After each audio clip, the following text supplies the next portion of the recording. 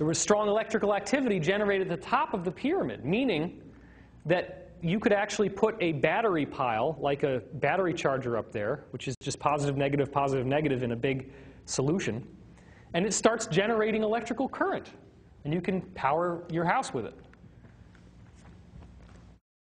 Now this is where it gets really interesting, because what they also found was that earthquakes did not happen anymore as these big, nasty, catastrophic events. They only got small little quakes that didn't cause any trouble to the land. Now, if the ancients are building pyramids all over the world, and we know that Atlantis sank, then do you think that maybe they were trying to make sure that that didn't happen again? Or, an even more interesting idea is, what if the ancients knew that Atlantis was going to sink, and they were in a mad dash to try to stop it from happening by building pyramids around the world, and they didn't get the network finished in time? That's another possibility. We don't really know which one it is. There was also an enormous column of energy detectable around the pyramid in the atmosphere, hundreds of miles wide. And this column of energy would actually deflect severe weather.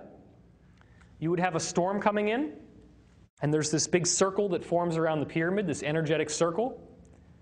And the storm just goes right around the circle. It's incredible.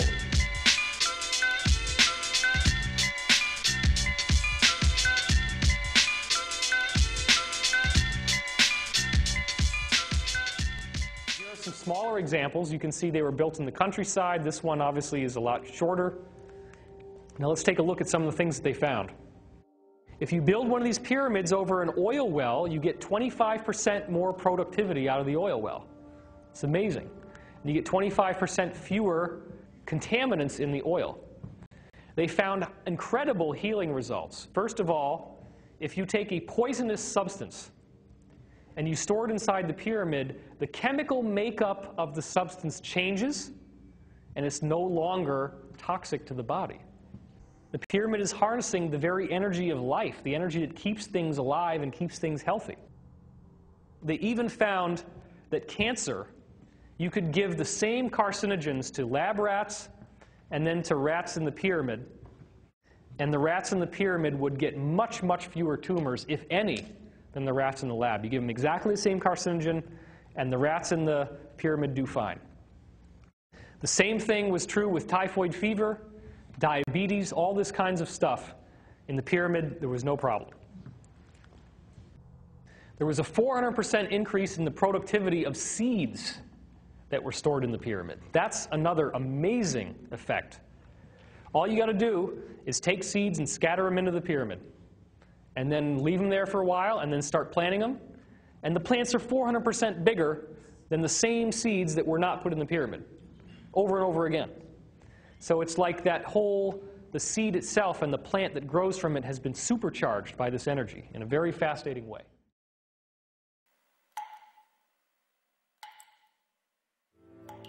Dream detected. Take your dreams present. Dream detected. Take your dreams present.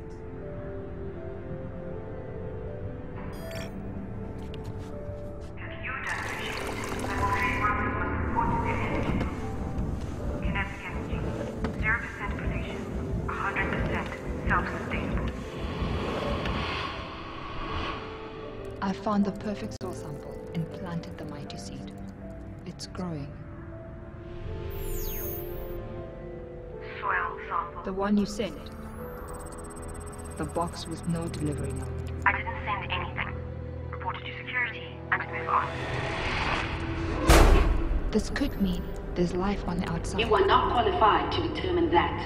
Forward your work to the science lab. I'd like to apply for an exit visa to go outside. If I could find the original soil, I could... The outside is dead. But the soil is alive. Take your dreams present. But I know it's alive. It has to. You were compromised by your illness. You should have taken your medication. I have been taking them. I can't help you anymore. What about the plan?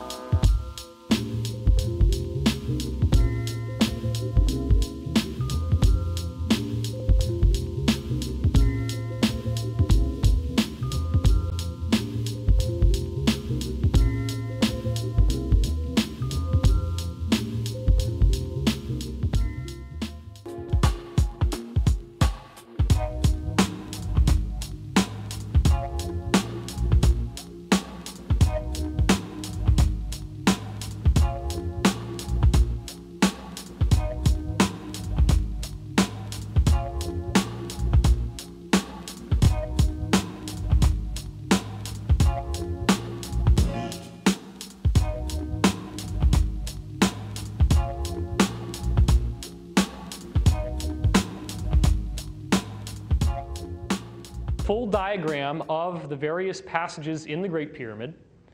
And the one that we're particularly interested in is the King's Chamber, because what we will see is that the pyramid timeline counts 1 inch, which is an Egyptian inch, not a regular English inch, slightly smaller. 1 inch equals 1 year.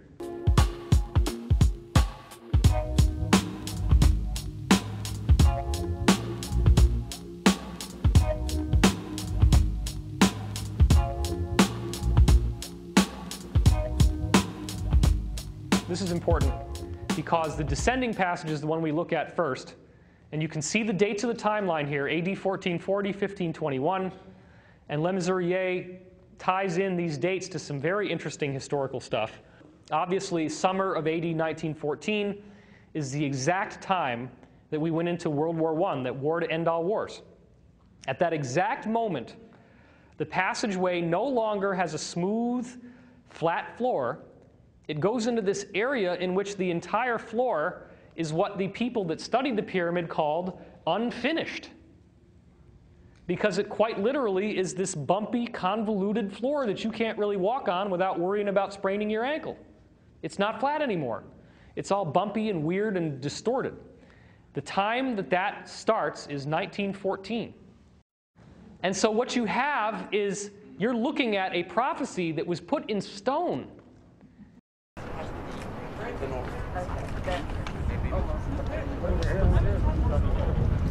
Is a tomb dated to 4,600 years ago, and the person who is buried here, his name is Kar, and his name is written in hieroglyphic as Kar, and actually that looks like me. Look at those ears. And he was the overseer of the pyramid city of Cheops and Kefren and Menkaure. He was all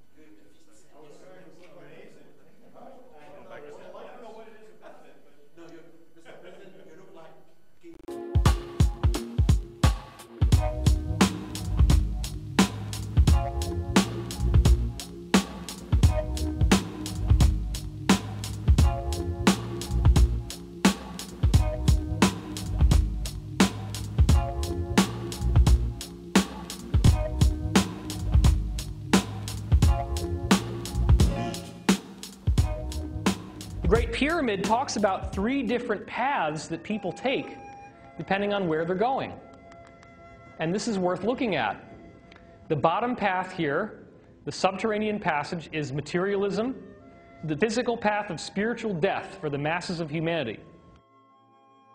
2004, again, this book is from the 70s, shows that that's when we hit bottom. It's the ending of what happens in the beginning at 1914, which is the beginning of World War I, in which mechanized warfare allowed for much, much larger death than had ever been possible before. But you have a middle path here. If you go up the timeline, you have the physical rebirth for semi-enlightened people, the karmic evolution towards spiritual initiation. So this is the secondary path.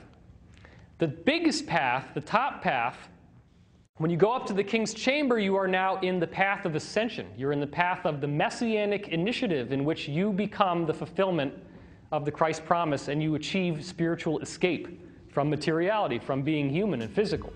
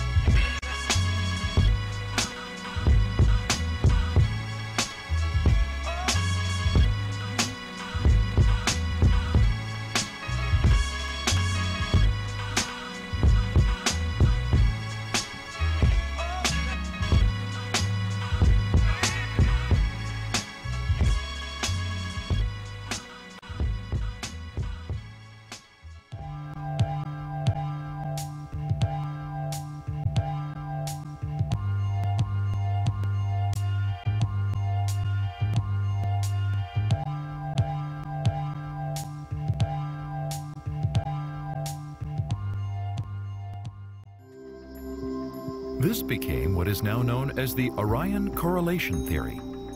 Continuing his research, Robert Bauval found his own explanation for the existence of the shafts pointing north and south from the Queen's chamber. He calculated that the south shaft was pointing to the star Sirius, which was considered the representation of the goddess Isis, Orion's spouse, or using ancient Egyptian terminology, the sister and wife of Osiris. And the north shaft was pointing to a star in the constellation of Ursa Minor. Similar calculations were made in 1960 for the shafts in the King's Chamber. Scientists established that the north shaft was pointing to a polar star of ancient Egyptian age called Alpha Draconis, or Tuban, in the Draco constellation. And the southern shaft, which extends from the top chamber of the Great Pyramid, was pointing to the belt of Orion.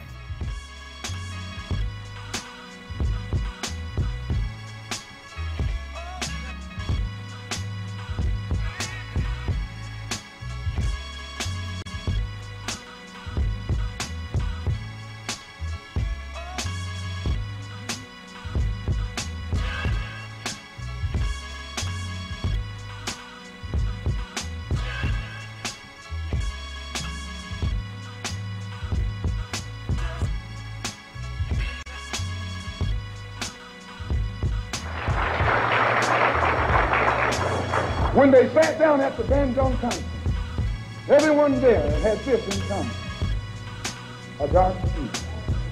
Some of those who were sitting there were socialists, some were communists, some were capitalists, some were Christians, some were Buddhists. They were everything. But all of them were dark skinned. And they looked at that dark skin and agreed that this is one thing they had in common.